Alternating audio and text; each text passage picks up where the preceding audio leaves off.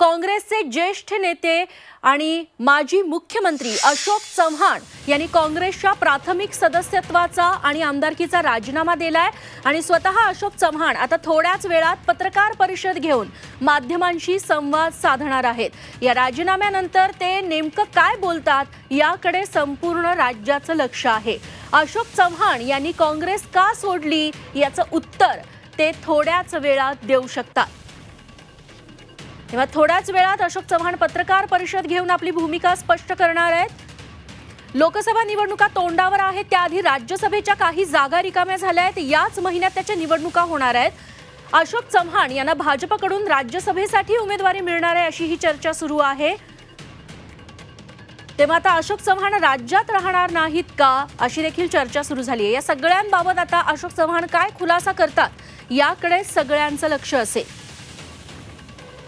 अमृत नोनी ortho plus ये एक प्रूवन फॉर्मूला है। इसमें मौजूद नोनी फल के गुण और आयुर्वेदिक जड़ी बूटियां शरीर को जरूरी पोषक तत्व देने के साथ साथ हड्डियों और जोड़ों के घिसने, उनमें होने वाले सूजन और दर्द को रोकने में मदद करता है। दर्द मुक्त जीवन के लिए अमृत नोनी आर्थो प्लस।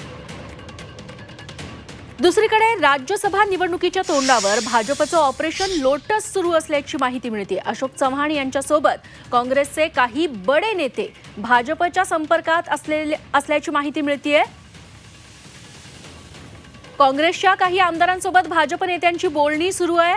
काँग्रेसमधील एक मोठा गट फोडण्याची ही भाजपची खेळी असल्याची माहिती मिळते। तेव्हा राज्यातला भाजप व्यतिरिक्त असलेला तिसरा मोठा पक्ष त्याच्यात फोडाफोडीचं राजकारण आता सुरू झालेलं आहे।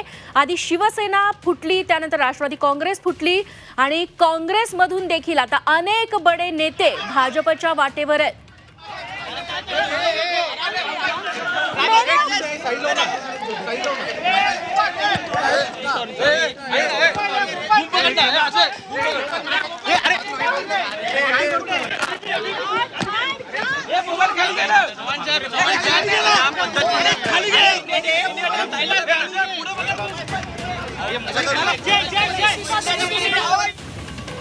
तेव्हा अशोक चव्हाण आता माध्यमांसमोर आलेले आहे। त्यांची पत्रकार परिषद थोड्याच वेळात सुरू होतीये।